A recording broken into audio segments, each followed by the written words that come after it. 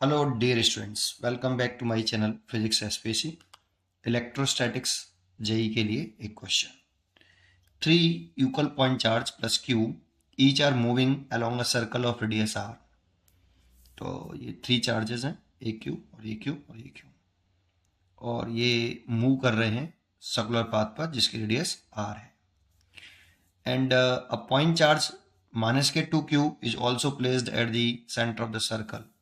और इसके centre of the circle पर ये -2q है, और सेंटर ऑफ सर्कल पर है तो ये डिस्टेंस रेडियस r है, ये भी सर्कुलर पाथ की रेडियस है, ये भी सर्कुलर पाथ की रेडियस है, ये इक्वल है। तो सिमेट्री से अगर चेक करें तो ये एक इक्विलैटरल ट्रायंगल हो गया, क्योंकि ये डिस्टेंस ये डिस्टेंस ये डिस्टेंस इक्वल है। तो ये तभी पॉसिबल है जब ये आपका सर्कल जो ये ट्रायंगल जो बनना है वो इक्विलैटरल ट्रायंगल हो, इसकी सभी साइड इक्वल हो। ठीक, if charges are revolving with constant and same speed, speed constant है मतलब वेलोसिटी का जो मैग्नीट्यूड है वो कांस्टेंट है, डायरेक्शन तो चेंज हो रही है बट स्पीड कांस्टेंट बोला है, इसकी सबकी स्पीड सेम है। ठीक, the calculate speed of the charges and यही हमसे कैलकुलेट करने की कह रहा है। तो इस क्वेश्चन को कैसे सॉल्व करें देखते हैं। देखो, ये पार्टिकल सारे सर्कुलर पाथ पर रिवॉल्व कर रहे हैं, और जब भी कोई पार्टिकल सर्कुलर पाथ पर रिवॉल्व करता है तो उस पार्टिकल को सर्कुलर पाथ बनाए रखने के लिए एक फोर्स की रिक्वायरमेंट होती है toward the centre and along the radius. उस फोर्स को हम सेंट्रीपिटल फोर्स का नाम देते हैं। सेंट्रीपिटल फोर्स एक्चुअल में कोई नेचर में पाया जाने वाला कोई न्यू फोर्स नहीं है। ये जो भी फोर्स सर्कुलर पाथ के सेंटर की तरफ एंड सर्कुलर पाथ के सेंटर की तरफ रेडियस के अलोंग लगता है, उस फोर्स को हम सेंट्रीपिटल फोर्स कहने लगते हैं। जैसे ग्रेविटेशनल फोर्स अगर सर्कुलर पाथ के सेंटर की तरफ लग रहा है तो उसे हम ग्रेविटेशनल फोर्स को ही सेंट्रीपिटल फोर्स कहने लगेंगे। इलेक्ट्रोस्टैटिक फोर्स अगर सर्कुलर पाथ के सेंटर की तरफ लग रहा है तो इलेक्ट्रोस्टैटिक फोर्स को ही हम सेंट्रीपिटल फोर्स कहने लगेंगे। टेंशन इन द स्ट्रिंग अगर सर्कुलर पाथ के सेंटर की तरफ लग रहा है तो टेंशन को ही हम सेंट्रीपिटल फोर्स कहना शुरू कर देंगे, है ना। तो अगर हम ये चाहते हैं कि कोई भी पार्टिकल सर्कुलर पाथ पर रिवॉल्व करता रहे तो उस पार्टिकल को एक फोर्स की जरूरत होती है, जो फोर्स किधर लगे, सर्कुलर पाथ के सेंटर की तरफ लगे, रेडियस के अलोंग लगे। और जो भी फोर्स सर्कुलर पाथ के सेंटर की तरफ लगता है उसको फिर हम नाम दे देते हैं सेंट्रीपिटल फोर्स।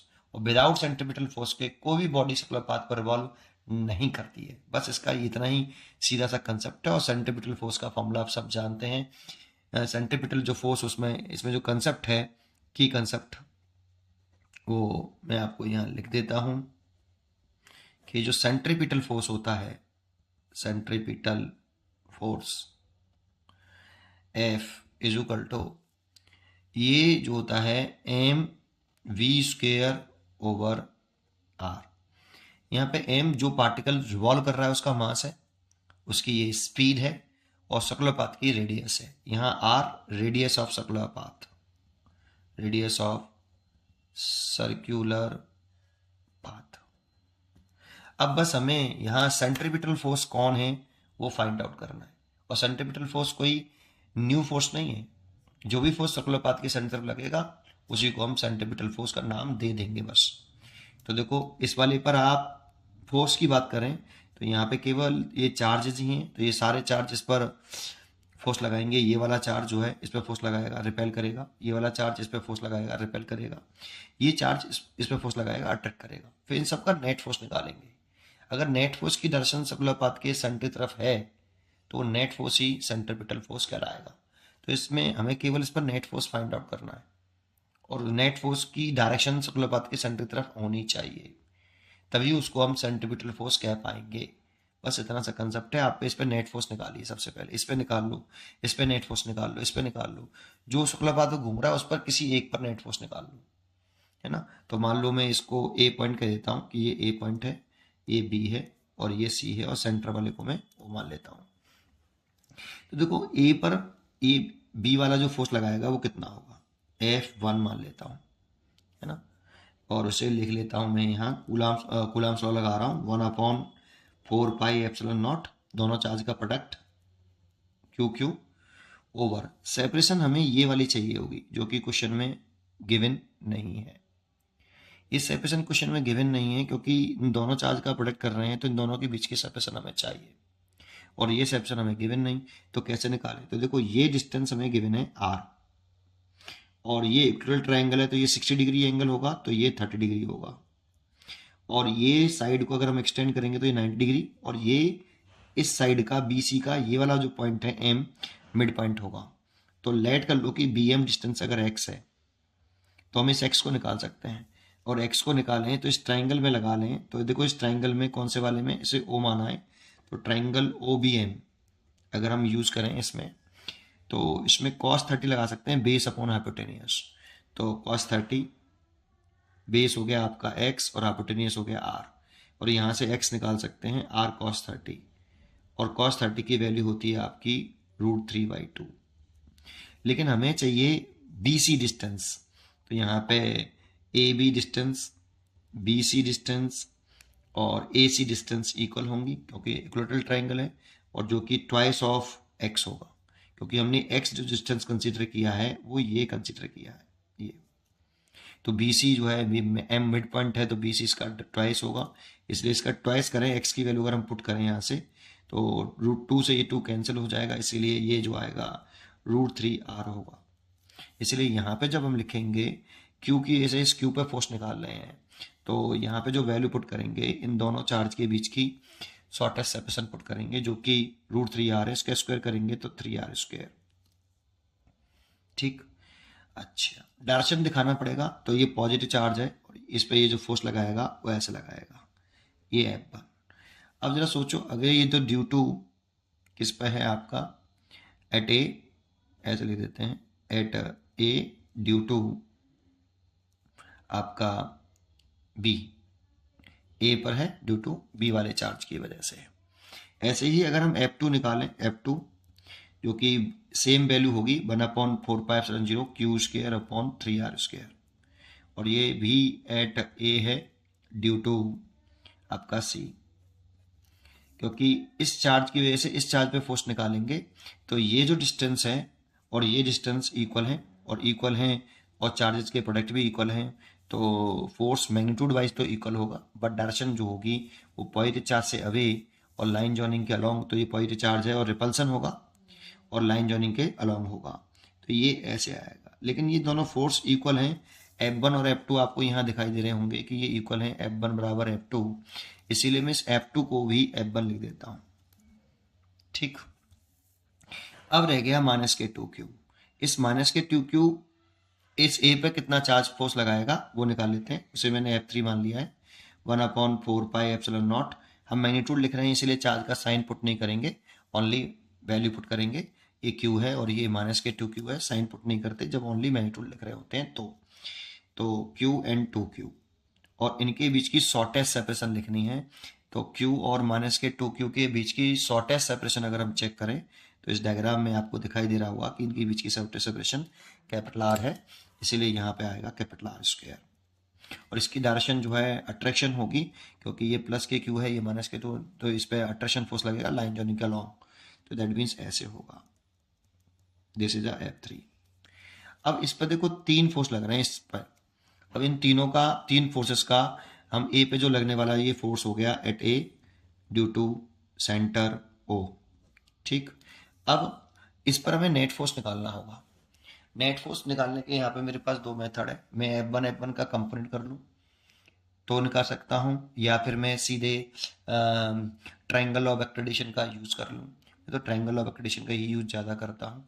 आप अगर कंपोनेंट मेथड से करना चाहें तो आप कंपोनेंट मेथड से भी कर सकते हैं इसको। मैं सीधा क्या करूँगा, F1 F2 के बीच में फोर्स निकालूंगा, नेट फोर्स। तो देखो F1 F2 का नेट फोर्स निकालें तो ये पूरा एंगल कितना है, 60 डिग्री, तो ये भी पूरा एंगल जो है 60 डिग्री होगा, ये 60 डिग्री होगा पूरा एंगल। अगर ये पूरा एंगल 60 डिग्री है तो लेट मैंने क्या किया, F डैश क्या है, नेट फोर्स है, net force of F1 and F2 जो कि F1 के बराबर ही है ना, ऐसे। तो नेट फोर्स निकाल लें तो F डैश बराबर रूट के अंदर, रूट क्यों लगाया, क्योंकि इनके बीच में एंगल 60 डिग्री है, इसीलिए रूट के अंदर F1 का स्क्वायर प्लस F2 का स्क्वायर भी F1 है, प्लस 2 F1 F2 का स्क्वायर भी F1 है और एंगल जो है 60 डिग्री है। इसे सॉल्व करूँ तो ये जो आएगा ये 2F1 का स्क्वायर प्लस 2F1 का स्क्वायर एंड 1/2, 2 से 2 कैंसिल एंड 3√3F1। और इसकी जो डायरेक्शन आएगी F1 इक्वल है, इक्वल होते हैं तो जो नेट फोर्स जो पास होता है वो इन दोनों के बीच में जो एंगल है उसके बाइसेक्टर से जाता है। लेकिन बाइसेक्टर से तभी जाता है जब ये दोनों फोर्सेस इक्वल हों, ये इंपॉर्टेंट है, इक्वल हों। इसीलिए इनका जो F1 का जो रिजल्टेंट होगा वो इसके बाइसेक्टर से जाएगा, और बाइसेक्टर से जाएगा, देखो ये 60 डिग्री था तो ये इसका ये 30 डिग्री होगा, तो ये वाला बाइसेक्टर से जब जाएगा रिजल्टेंट ये भी 30 डिग्री बनाएगा ये वाला, तो ये F डैश हो गया ये वाला, है ना। और जब भी कोई पार्टिकल सर्कुलर पाथ पर रिवॉल्व करता है तो सेंटर की तरफ लगने वाला फोर्स बड़ा मानते हैं। अब इस पे जो फोर्स लग रहा है वो दो लग रहे हैं, एक F3 और एक F डैश, और F3 और F डैश की डायरेक्शन अपोजिट है, और अपोजिट है तो सब्ट्रैक्ट करेंगे, क्योंकि इस वाले फॉर्मूले में जब आप 180 डिग्री पुट करोगे तो F1 माइनस F2 का होल स्क्वायर आएगा, होल स्क्वायर से रूट हट जाएगा तो सब्ट्रैक्ट करेंगे। तो F3 और F डैश को अगर हम सब्ट्रैक्ट करें तो नेट फोर्स निकल आएगा आपका। तो इसको मैं यहाँ कर देता हूँ, मैं लिखूँ net force on Q at A, तो F डैश F नेट बराबर F3 माइनस F डैश, और इसकी डायरेक्शन होगी toward the centre, towards the centre, ये क्योंकि F3 बड़ा है किससे, F डैश से, और टूवर्ड द सेंटर होगी तो नेट फोर्स आपका ऐसे लग रहा है, देखो ऐसे नेट फोर्स लग रहा है। और नेट फोर्स अगर ऐसा लग रहा है तो ये जो नेट फोर्स की डायरेक्शन है वो सर्कुलर पाथ के सेंटर की तरफ है, इसीलिए इस नेट फोर्स को हम क्या बुला सकते हैं, सेंट्रीपिटल फोर्स बुला सकते हैं, क्योंकि जो भी force toward the centre along the radius लगता है उसको ही हम सेंट्रीपिटल फोर्स कहते हैं। ठीक सा, तो एफ नेट की वैल्यू पहले निकाल लेते हैं हम यहाँ से। एफ नेट F3 की वैल्यू है आपकी ये रही 1/4πε0 2Q²/R², ये तो F3 की वैल्यू पुट कर दी मैंने, ये रही। और F डैश की वैल्यू है √3F1, तो माइनस के √3 और F1। नेक्स्ट पेज पे करता हूँ तो ज़्यादा बढ़िया है, इस वाले पेज पे करें। अब सॉल्व कर लेता हूँ पहले। नेट फोर्स की जगह पे मैं पुट कर सकता हूँ centripetal force M and mass of particle and speed v² over circular path की रेडियस। तो सर्कुलर पाथ की रेडियस तो आ रही है, देखो ये ध्यान रखना है यहाँ पे सर्कुलर सेंट्रीपिटल फोर्स में जो R आता है, जिस पार्टिकल पर सर्कुलर पाथ पर रोल कर रहा है उस पार्टिकल का मास, उसकी स्पीड और सर्कुलर पाथ की रेडियस।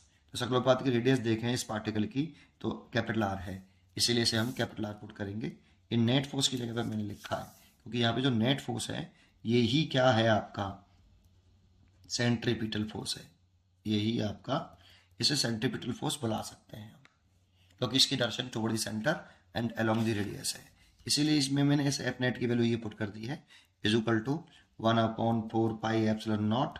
बस अब कैलकुलेशन करना है 2Q²/R² माइनस √3, और F1 की वैल्यू ये आपकी ये वाली वैल्यू मैं यहाँ पे पुट कर देता हूँ F1 की जगह पर। इस F1 की जगह पर ये मैं वैल्यू पुट कर दूँ तो 1/4πε0 Q²/3R²। इसमें से देखो आप कॉमन देखें तो 1/4πε0 एंड Q²/R² कॉमन आ गया, यहाँ बचा 2, और इसे √3 से ये कट जाएगा, ये इससे कट गया, इसीलिए 1/√3, ये ऐसे, ये आपका आ गया mv²/r। एक R से एक R कट जाएगा और m को नीचे ले आएंगे तो v² जो आएगा 1/4πε0 Q²/m इंटू R, और रूट के ये 2 माइनस 1/√3, और v निकालें तो इस पूरे को रूट के अंदर लिख सकते हैं, तो इसे लिख सकते हैं 1/4πε0 Q²/mR और 2 माइनस 1/√3। इसकी जगह पे हम प्रोपोर्शनलिटी कांस्टेंट कैपिटल के ले सकते हैं। कूलम्ब्स लॉ में जब हम प्रोपोर्शनलिटी कांस्टेंट उठाते हैं के होता है वो, और उसकी जगह पे हम 1/4πε0 पुट करते हैं तो चाहो तो इसे के ले सकते हो। ये स्पीड निकल आई, ये इसका आंसर है, ये इसका आंसर है। उम्मीद करता हूँ आपको आपके क्वेश्चन का जवाब मिला होगा। पढ़ते रहिए और खुश रहिए, और मिलते हैं एक नए क्वेश्चन के साथ नेक्स्ट वीडियो में। Thank you.